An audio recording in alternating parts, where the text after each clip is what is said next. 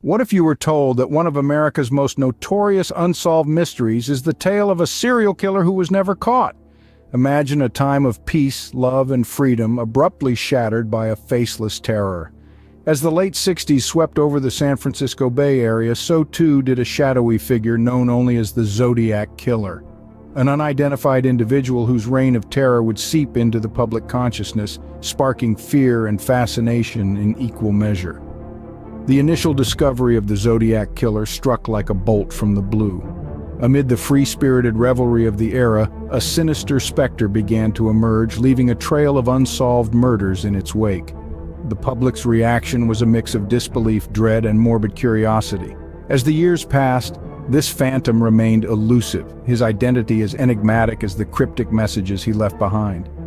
So, who was this enigmatic figure? Let's delve into the chilling chronicles of the Zodiac Killer. The year is 1968 and the place is Lake Herman Road, Benicia, California. On a chilling December night, a horrifying scene unfolds. Teenagers Betty Lou Jensen and David Faraday, out on their first date, become the first confirmed victims of a soon-to-be infamous serial killer, the Zodiac Killer. Betty and David, two young souls, barely scratched the surface of life before they met their untimely end. Their bodies were discovered lying just 10 feet apart, each one riddled with bullet holes. The killer, still a shadowy figure at this point, had made his first mark. The reign of terror had begun.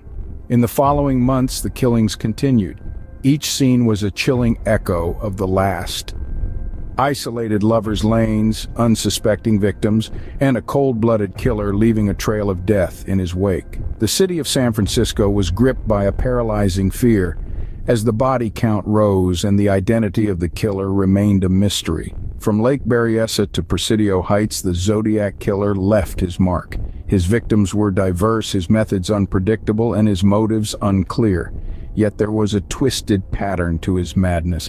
With each murder, he seemed to grow bolder, leaving behind clues like breadcrumbs for the police to follow. The killer began sending cryptic letters to local newspapers, boasting about his deeds, taunting the authorities, and even threatening to target school children. Each letter was signed with a symbol, a circle with a cross through it, the mark of the Zodiac. As the city was held captive by fear, the Zodiac Killer relished in his reign of terror. He was a phantom, a faceless menace lurking in the shadows, always one step ahead of the police, always watching, always waiting. Despite the tireless efforts of detectives and the mounting public pressure, the killer remained elusive. And so the city of San Francisco was plunged into a chilling nightmare. The Zodiac Killer's reign of terror had begun, and the city of San Francisco was held captive by fear. One of the Zodiac Killer's most terrifying aspects was his cryptic ciphers. In a menacing game of cat and mouse, the Zodiac Killer sent not one, not two, but 4 complex coded messages to local newspapers. These weren't your typical Sunday morning crossword puzzles. No, these were intricate, carefully crafted ciphers that the Zodiac claimed held the key to his true identity. These cryptograms were a chilling blend of symbols, letters, and numbers, each one a labyrinth of mystery that challenged even the sharpest minds. Cryptographers, both amateur and professional, from all corners of the globe were drawn into the enigma, attempting to crack the Zodiac's code. It was as if the Zodiac was toying with the world, daring us to unmask him while he continued his reign of terror. But these weren't just random scribbles from a deranged mind. There was a method to the madness. The Zodiac was intelligent, crafty, and he knew exactly what he was doing. For over 5 decades, the ciphers remained an unsolved mystery, a silent testament to the Zodiac's cunning. But then, in the year 2020, a ray of hope emerged. A team of dedicated codebreakers, after years of relentless effort, managed to crack one of the ciphers, known as the 340 cipher. They revealed a chilling message from the Zodiac, boasting about his crimes and relishing the fear he had instilled in the public. This breakthrough was monumental. It was a glimmer of hope in the dark world of the Zodiac. It showed that the Zodiac was not invincible, that his codes could be cracked, his secrets unveiled.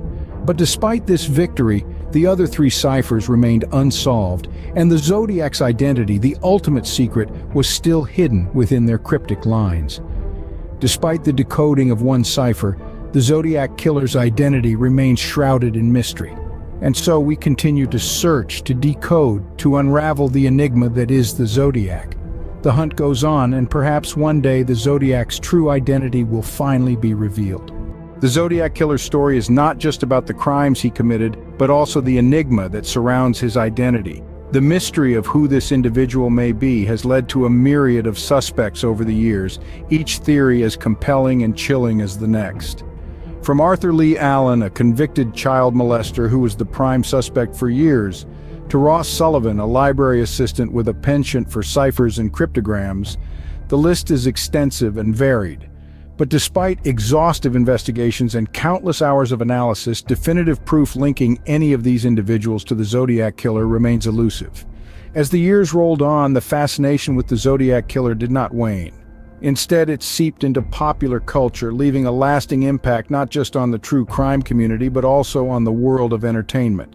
From Robert Graysmith's non-fiction book Zodiac, which painstakingly details the investigation, to David Fincher's critically acclaimed film Zodiac, the narrative of the faceless killer has been retold time and time again, captivating audiences worldwide.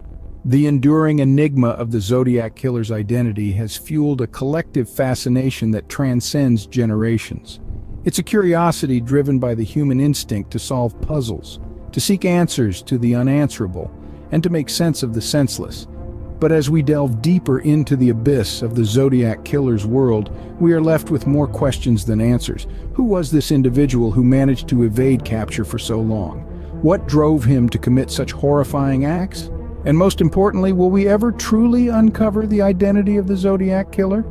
As we grapple with these questions, one thing is certain: the Zodiac Killer, in his anonymity, has become more than a man.